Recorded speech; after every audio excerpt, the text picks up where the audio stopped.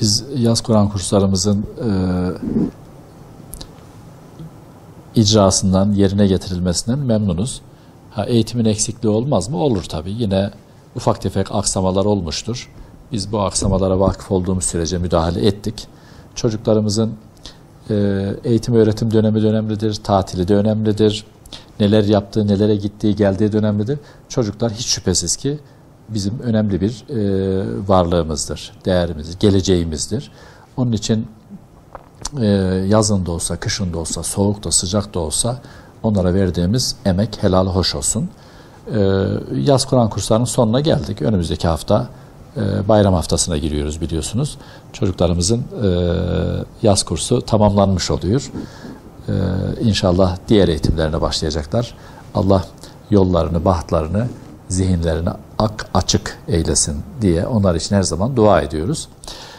Yaz Kur'an kurslarımızda bu sene yine rağbet istediğimiz oranda oldu. Gönül daha çok ister ama sadece tabii çocuklarımızın yaz Kur'an kursları ile ilgilenen Diyanet İşleri Başkanlığı değil, STK'lar, belediyeler, birçok kuruluşlar kendi tüzükleri, yönetmelikleri doğrultusunda çocuklarımızın yaz tatilini değerlendirmek için etkinlikler yapıyorlar, programlar yapıyorlar, kurslar düzenliyorlar. Bu sene Gaziantep'te biz 2 dönem toplam 3500 yerde Kur'an kursu açtık.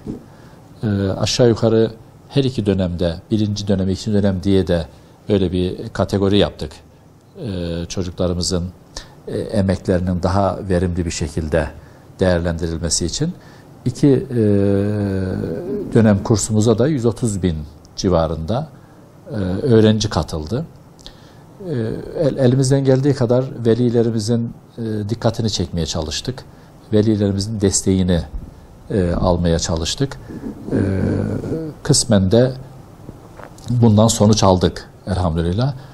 Tam yeterli mi? Tam yeterli değil. Zaten bizim sadece yaz Kur'an kurslarımızda değil, diğer eğitim dönemimizde velilerimizin ilgisi konusunda gayretlerimiz var. Yani eğitim dediğimiz şey 3 sac ayağı gibidir.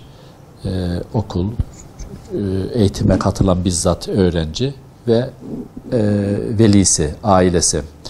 Biz yaz Kur'an kurslarında olduğu kadar diğer çocuğumuzun normal örgün eğitim öğretiminde de ailelerin, velilerin ilgisine, alakasını her zaman tavsiye ediyoruz, öğütlüyoruz. Bu konuda dikkat çekiyoruz.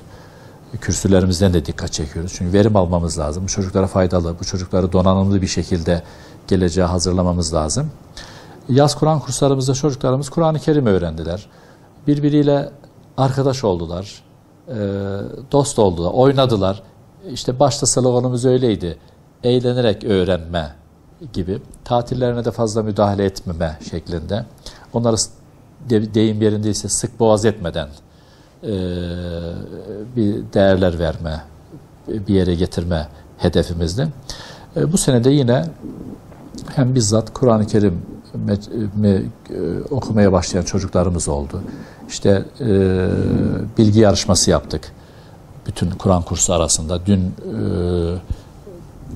Gaziantep Müftülüğümüzün konferans salonunda final yarışması yaptık. Burada çocuklar cıvıl cıvıl doluydu. Onları burada ağırladık, misafir ettik. Kur'an okudular, bilgilerini yarıştırdılar, resimlerini yarıştırdılar, şiirlerini, kompozisyon, duygularını dile getirdiler. Burada ödüllerini verdik onları, ağırladık.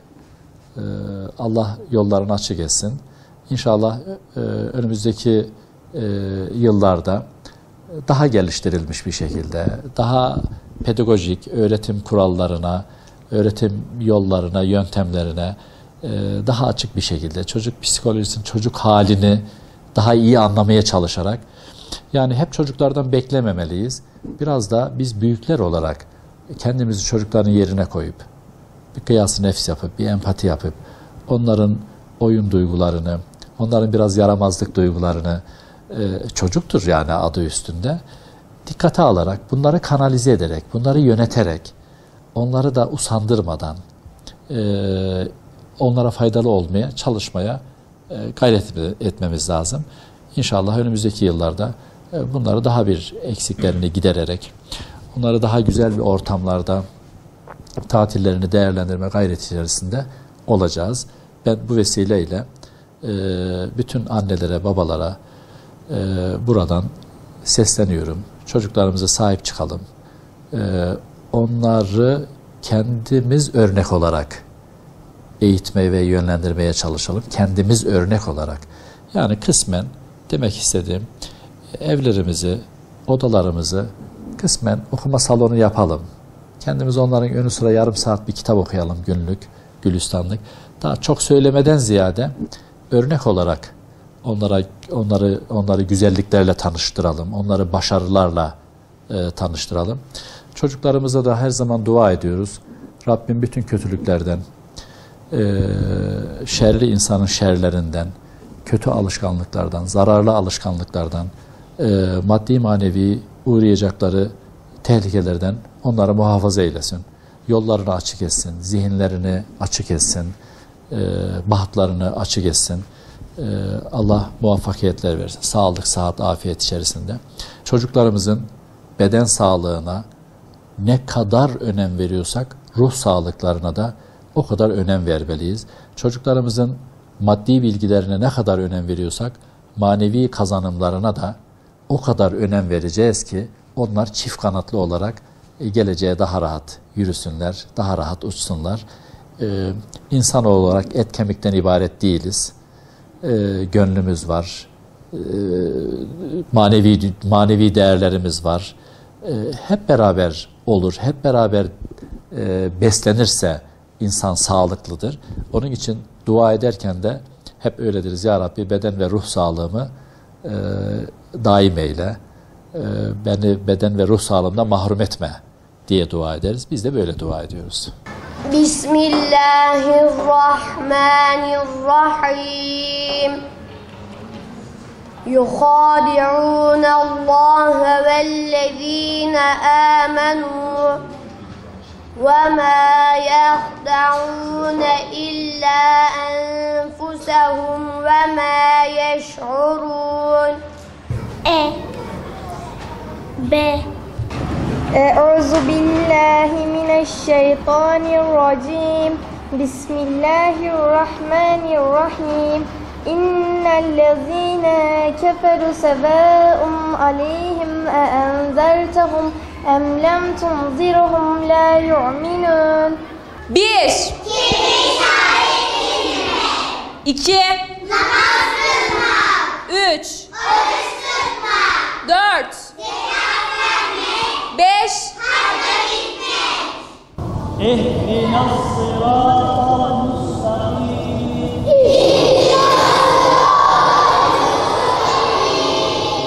صراط الذين أنعمت عليهم